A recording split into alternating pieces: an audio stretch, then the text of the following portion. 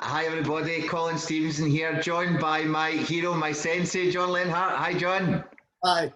Now, I welcome John on today. We are now doing our third part, our final kind of closure on the conscience videos. The conscience videos that we've been doing.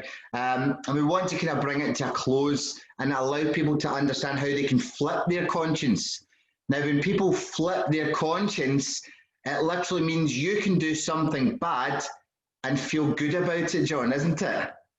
Exactly. And that's the issue. So how does that happen? People see it all the time, that there are people out there that feel good, feel right for being unkind or being evil. And so if you remember what we talked about in the first two, is that your conscience is in your unconscious. 90% of your brain is your unconscious. That's where all your energy, that's where all your feeling is. And so what I've said is, I have this car and driver analogy. Your uniqueness is the driver. Your conscious brain, 10% of your brain is gas pedal, steering wheel, brake. Your unconscious is the rest of the car. The conscience is this kind of comfort computer. It's a computer, it's your onboard comfort settings. It's a computer in the car that sets your car to feel comfortable. Yeah. So what happens is it's a 3-step process to flip your conscience. And I'll use you and I as an example. Excellent. So if I said something wrong to you, when I walk away, my unconscious is going to say that was wrong. And my conscience is going to make me feel uncomfortable. It's going to adjust the settings in my car and I'm going to feel uncomfortable. And what happens is now it's trying to get me to fix that. What I should do is come back to you and say, hey, this is what I said. Instead, I can get over that feeling by telling by self-talk. We've heard all this self-talk, right? I could go, I'm an amazing talker. I'm an amazing speaker. I know what I'm doing. I don't say anything wrong. And what I'm doing is, as I'm going into my conscious, I'm accessing an emotion by stating something, and that emotion is bigger than the depressing feeling I'm getting from my conscience. Yeah. And so I kind of overran it, and I feel good until I wake up the next morning. So a lot of things happen when you sleep, and we haven't even gotten into any of that part of the model. But what happens is when you wake up in the morning, it's like your conscious brain needs a minute or two to boot up like a computer. Your unconscious is always working. Yeah. So one of the things I tell people is when you wake up in the morning, take a minute and kind of take stock of how you're feeling before your conscious brain kicks in and you can take over your day. This is why people are depressed. It's the worst in the morning. We've already done videos on depression. Your unconscious is knocking you down and you feel it in the morning before your conscious kicks in and you can overrun it. So what'll happen is tomorrow morning, my unconscious goes, I tried to make you feel this uncomfortable. You overcame it with a good positive motion. When I wake up, my unconscious goes, no. You made me do this. You made me feel uncomfortable. So that's why the next day people feel really miserable. Yeah. All right. Okay. So this makes so much. Obviously, you and I are just very ad lib with these talks. You know, we just have a subject and we talk about it. So for me personally, this has struck a lot of chords because when I was in, we saw it on Dean's show the other night when I was talking about myself and not understanding what I was doing and why things were going wrong. When I used to retaliate, when I used to try and reciprocate what I was getting, that pain or any of these things, when I woke up in the morning, it was like I didn't want to get out of bed. I didn't want to speak to people. I couldn't face what I had done either. If I had done it the day, as you talked about there, like if I was to turn back and say, do you know what, I was wrong, I shouldn't have done that, let's do it, I would have been fine.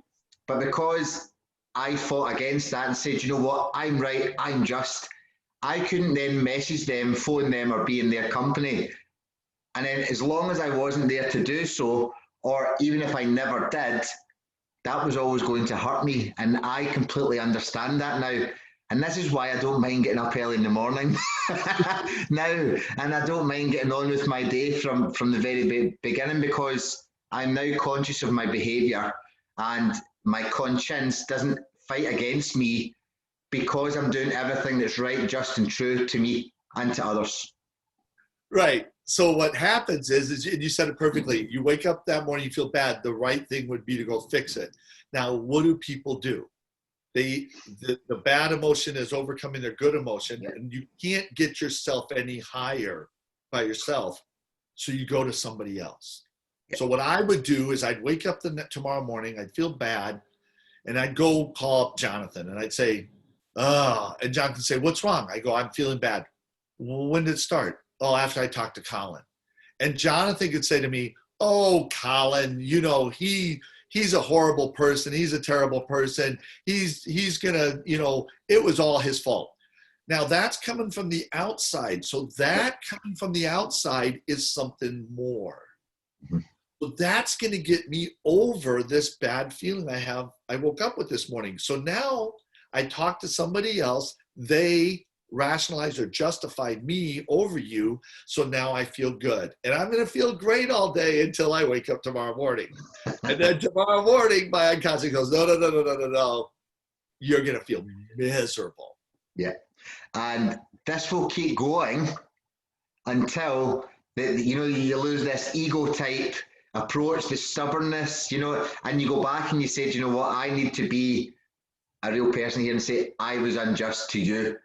And then they say it's okay for them to forgive you is the only way that your unconscious is never going to creep back over again. Right. So you want to do that. And notice your conscience is working the right way. It's making you feel more miserable because I'm ramping up the injustice here. Yeah. It's making you feel more miserable. This keeps working until I say it out loud. So now what happens is if I turn to someone and I say, Colin is an idiot. He's a horrible person. Now what happens is my unconscious knows that's not a fact, but my conscience doesn't care. My conscience is focused on me. My conscience takes direction from me. When I do that, my conscience now goes, okay, that's the way you want this set. We're going to make your car feel comfortable when you're ripping on Colin. We're going to make you feel uncomfortable when you say something nice about Colin.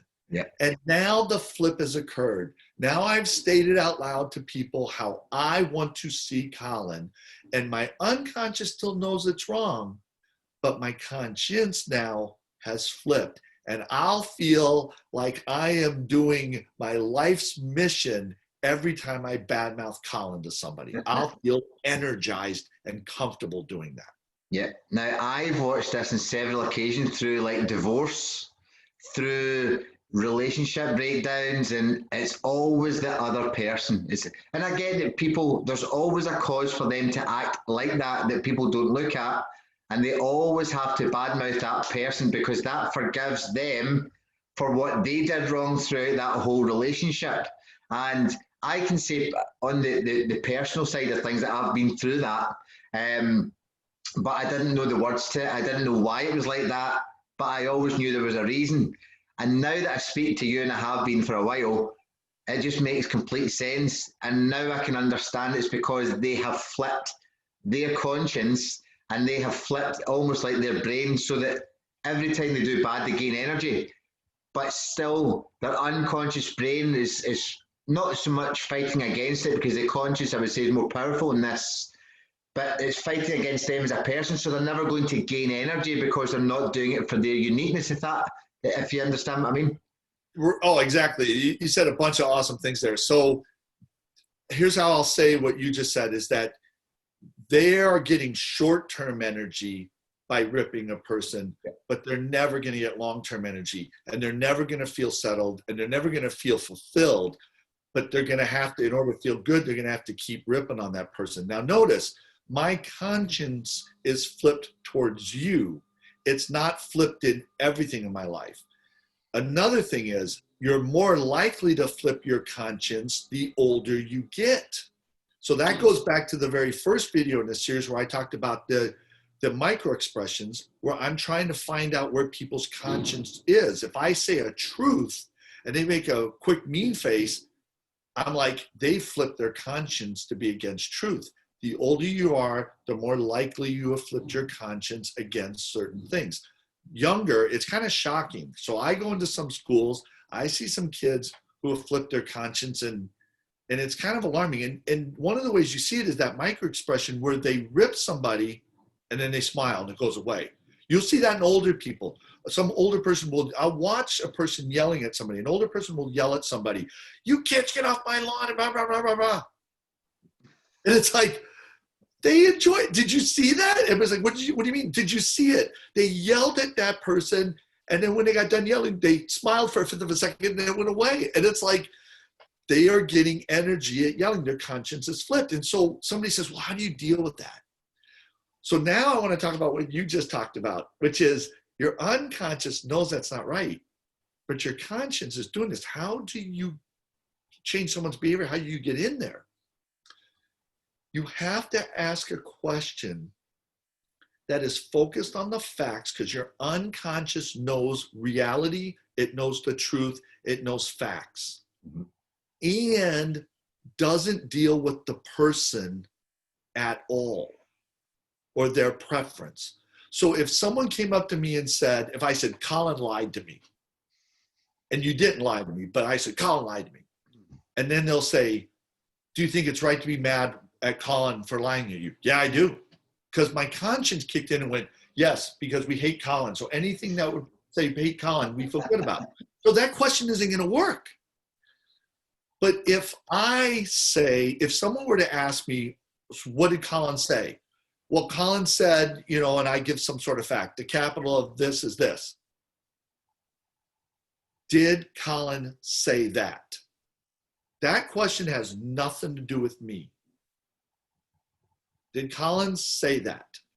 And it's funny when I do that, because people whose conscience is flipped and they're asking questions about Colin, they're like this, Colin's this and Colin's that, and yeah, he's this and yeah, and I'm lying. I'm lying and feel good about it, because people are asking me questions about you and I'm lying about what you said to me and how you made me feel. Do I think it's right and everything? And the minute they go, did Colin say this fact? They go, and it's like, they're like, conscience, where did you go? Come on, you were fueling this, where'd you go? And their conscience is going, well, that's not a preference question. That's not, I don't get involved in that. That's the unconscious. And their unconscious is going, I didn't know you. The energy is just gone.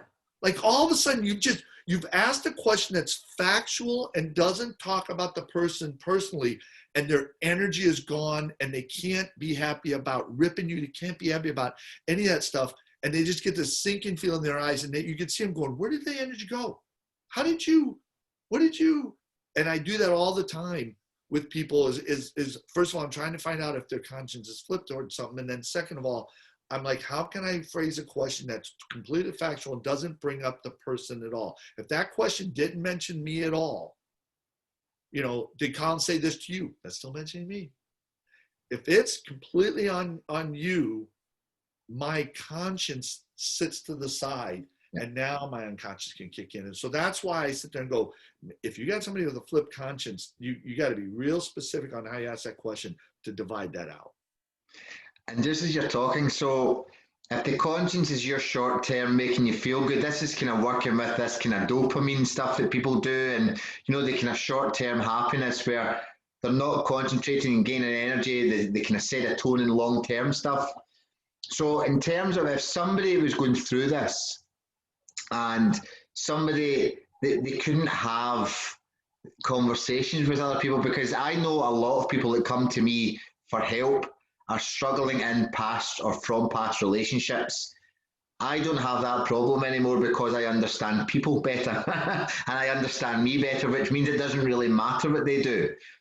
But if we're talking to the public just now and the public watching this, what could they do if they were having this done and it was affecting them? Is there anything that they can do that you could suggest to them? So are you saying that they now realize their conscience is flipped, or they're dealing with someone whose conscience is flipped? They're dealing with somebody that their conscience is flipped, and that they're talking to their friends about them, their family, all the stuff. how can they deal with themselves to get out of that? So so somebody's talking about, like in our scenario, are you asking me to talking about me? Help you. And yeah, it's causing me problems but I can't get to you to speak to you. What can I do to allow me to feel better about it? What I always do is I unconsciously confront the person coming to you. Yeah. So one of the things is, in the state of Wisconsin and in a lot of places, the law for defamation is, if I'm speaking badly about you in private, trying to tear you down, and I won't come to you, okay, and it's a lie what I'm saying, then I'm breaking the law. Really? So the people and so the people I'm talking to would be coming to you. Yeah. And so what I have trained people to do is say to the person, so the person who comes to you and says, I'm saying this, you could say to them, do you realize that you're breaking the law by being a part of this? Like, you could say, you know what, if I sue John, you're going to be part of the lawsuit. And the only way you aren't going to be a part of the lawsuit is if you go back to John and say, hey, do you know the law, you're breaking the law right now? Do you want to go tell this to John? Because now if you sue me, that person can say on the witness stand, I told John that he should go talk to Colin. Yeah. So what I try to do is tell people to go talk to that person. And if you're going to say that stuff, you need to say it to their face. The law is a secret detraction. It's a conjunctive. Yep. This is how we started this. If I say something bad about you to your face, I'm not breaking the law. Nope. If I say something positive about you in person, if I go tell people, Colin's really great flow, but don't tell Colin, I'm not breaking the law. I've got to say something bad about you that's false in secret and not to you for that to be breaking the law. And so what I do is when people come to me, I let them know that they're breaking the law and they need to let this person know what's happening so they're no longer breaking the law. And it's really an unconscious confrontation. Right. Down the road, we'll talk about this because I had people doing that to me. And when these people came back to them, these people, rather than apologize, rather than fix it, said, there's a 2-year statute of limitations. I'm just going to be quiet for 2 years. So because John could sue me at any time. And so people got really quiet that way. Yep. So, but the way I would like to wrap this up, this whole series, is to say this. There was a book written called Power versus Force by Dr. David Hawkins. And it really is the study of kinesiology. And kinesiology is something that people known for 50 years is that, and he used to demonstrate this all the time. You'd have people hold up their arms and you'd have somebody try to push down their arms and they would state their name. And then they would state something false and it was easier to push down their arms. Our bodies, through our conscience and our unconscious especially, our unconscious responds to lies and deception through weakness. Our body actually makes us feel weaker when we think of something that's not the truth. It makes us feel stronger if it's something that is the truth. So a lot of people have a flipped conscience, are trying to get energy in the moment, but they're ruining their strength even towards an illness. And that's why it's so healing when people get the truth. It's amazing how many people come to you, Colin, and all you really do is offer them the truth. And somehow these people get well, get stronger. It's all the unconscious brain. And what happens is, but we can take a part of that unconscious brain called the conscience, and we can flip it around to our own detriment. And today you learn the process for how that happens. That's excellent. Now, just before we go, I would just like to say that I started training on a thing from Dr. Bradley Cooper called the emotion code. And I don't know if you've ever heard of it. And this is all to do with trapped emotions and things in your unconscious brain. So we get given a chart and it will say that there's maybe 5 different emotions on each section. And you'll muscle test these people, the kinesiology, and you will say, is this in section 1, 3, or 5? And it'll say, if it's tough, it'll be no. And if it's okay, it's conditioned, you know, and we go through it. Now, once the weakness comes, that's when you know you're on to something. As soon as their arm goes down, that's when you know that you've got to change that. Now, he uses a process about, he runs magnets across the back of their head and down the meridian system. But I believe even just confronting that is enough. You don't need, I don't know if maybe the magnets are a gimmick, and that allows people to, you know, as if you're doing something extra. I believe even just confronting that with the person and allowing them to release it through them physically saying it is enough to take it out of their unconscious. I agree. Yeah, and it's a wonderful thing. And if people looked into the way of the body, the way of the world, and the way things happen, they can heal themselves, their family, their friends. They don't need to go to doctors and scientists and everybody. We can all do it for each other. And it's literally just through understanding the body. So no, thank you for today.